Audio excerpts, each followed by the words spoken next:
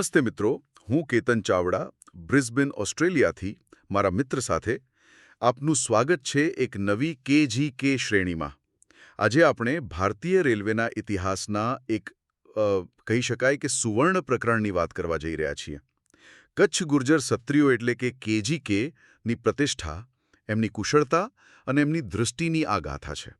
એમણે ખાલી ભૌતિક લેન્ડસ્કેપ પર જ નહીં, પણ ભારતના ઇતિહાસ, એના ઔદ્યોગિક વિકાસ અને સામુદાયિક પ્રગતિ પર પણ એક અમીટ છાપ છોડી છે. આશા રાખીએ કે અમારી પહેલી શ્રેણી શ્રી કચ્છ ગુર્જર ક્ષત્રિય સમાજ એક વિરાસત આપ સૌને ગમી હશે. એ આપણા KGK લોકોની શક્તિ અને અનુકૂલન ક્ષમતાનો પુરાવો હતી. અમને લાગે છે કે એ ચર્ચાઓથી આપણા સમુદાયની જે સફર રહી છે, સ્થિતિસ્થાપકતા, નવીનતા, વારસો અને ભવિષ્ય માટેની પ્રતિબદ્ધતા, એની ઊંડી સમજ મળી હશે. બિલકુલ. અને એ પાયા પરથી જ હવે આપણે એક નવી કહી શકાય કે ખૂબ જ રોમાંચક સફર શરૂ કરી રહ્યા છીએ. હા, ચાલો ત્યારે આપણી આ નવી શ્રેણીમાં ઊંડા ઉતરીએ.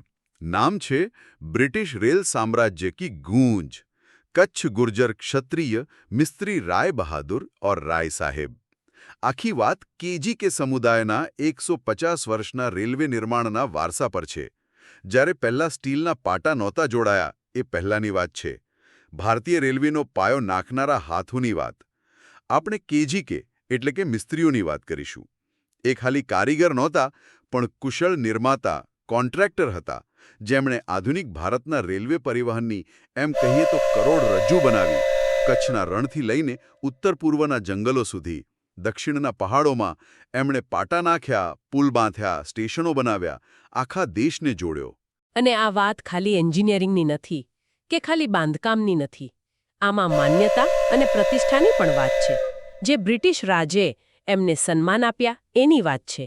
આપણે પેલી રાય બહાદુર અને રાય સાહેબ જેવી ઉપાધિઓ હતી ને, એની વાત કરીશું, જે આ અસાધારણ લોકોને એમની સેવા બદલ મળી હતી. આ એવા લોકોની વાર્તાઓ છે જેમનો વારસો પથ્થર, સ્ટીલ અને ભારતીય રેલના ઇતિહાસમાં એમ કહીએ તો કોતરાયેલો છે. તો આ રાય બહાદુર અને રાય સાહેબ ખિતાબ એ ખાલી સન્માન નહોતા, મતલબ અંગ્રેજો દ્વારા એમની ક્ષમતાની સ્વીકૃતિ હતી. ચોક્કસપણે આ બ્રિટિશ ભારત સરકાર દ્વારા જાહેર સેવા માટે અપાતા બહુ પ્રતિષ્ઠિત વ્યક્તિગત ખિતાબ હતા. વારસાગત નહોતા હો.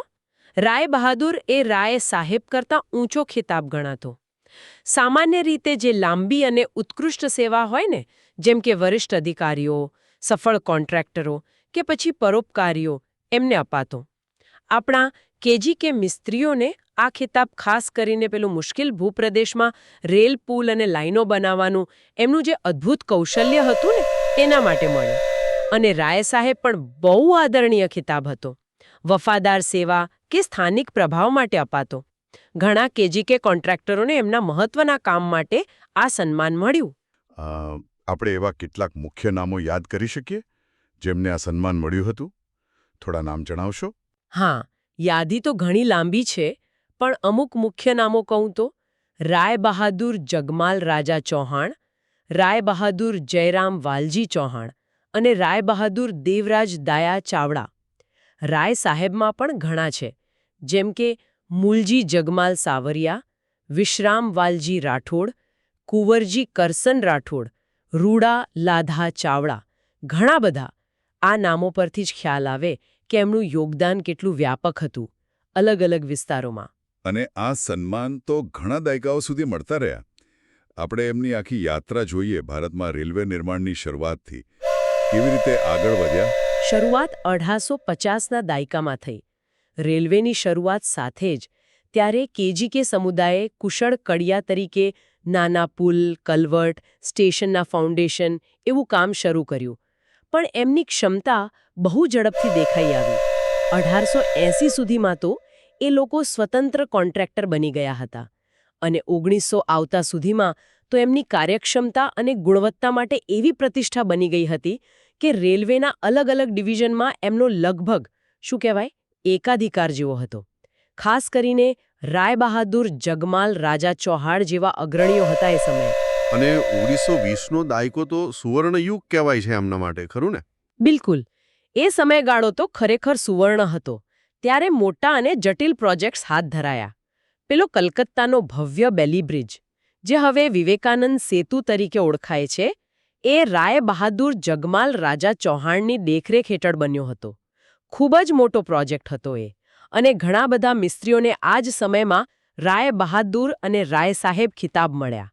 આઝાદી પછી પણ 1950-70ના દાયકામાં એમણે પુનઃનિર્માણ, ટ્રેક ડબલિંગ એવા કામો ચાલુ રાખ્યા. અને પછી 1980-2000ના દાયકામાં વીજળીકરણ, ગેજ રૂપાંતરણ અને પેલી પડકારરૂપ કોંકણ રેલવે એવા આધુનિક પ્રોજેક્ટ્સમાં પણ એમનું યોગદાન રહ્યું. પશ્ચિમ ઘાટમાં પુલ અને ટનલ બનાવવાનું કામ ઘણું અઘરું હતું. એમનું કામ મુખ્યત્વે પેલી GIPR એટલે કે ગ્રેટ ઇન્ડિયન પેનિન્સ્યુલા રેલવે અને BNR એટલે કે બંગાળ નાગપુર રેલવે જેવી મોટી કંપનીઓ સાથે જોડાયેલું હતું. એમના બનાવેલા કેટલાક મોટા પુલ કયા હતા? બેલી બ્રિજ તો ખરો જ. એ સિવાય રાય બહાદુર જયરામ વાલજી ચૌહાણે બિલાસપુર પાસે અરપા નદી પર પુલ બનાવ્યો. પછી પેલો પમ્બન દરિયાઈ રેલ પુલ, જે રામેશ્વરમને મુખ્ય ભૂમિ સાથે જોડે છે. એમાં માંજીદયા, વેગડ અને લખુદેવજી વેગડ જેવા કુશળ મિસ્ત્રીઓનું યોગદાન હતું. સિનુગ્રાના શેઠ નાનજી ડોસાએ રેવા અને બ્રાહ્મણી નદી પર પુલ બનાવ્યા, છેક 19મી સદીના અંતમાં. અને હા, યમુના અને ગંગા નદી પર પણ. અલ્હાબાદમાં ગંગા પુલ શેઠ ખોડારામજી ચાવડાએ બનાવ્યો. આગ્રામાં યમુના પુલ, પછી અલ્હાબાદમાં યમુના પુલનું ડબલિંગ જગમાલ રાજા ચૌહાણે કર્યું. ઘણા પુલ છે. એમની ઇજનેરી કળાના નમૂના છે આ બધા. અને પેલી જયરામનગર સ્ટેશનની વાર્તા? એ તો ખાસ છે. એક ગામનું નામ જ કોન્ટ્રાક્ટરના નામ પર પડી ગયું. અને ત્યાં ખાલી રેલવેનું કામ જ નહોતું કર્યું. એમણે ત્યાં વસાહતો બનાવી, શાળાઓ, દવાખાના, મંદિરો બધું બનાવ્યું. એટલું જ નહીં, ખાંડની ફેક્ટરી પણ સ્થાપી, જેનાથી સ્થાનિક અર્થતંત્રને ઘણો વેગ મળ્યો.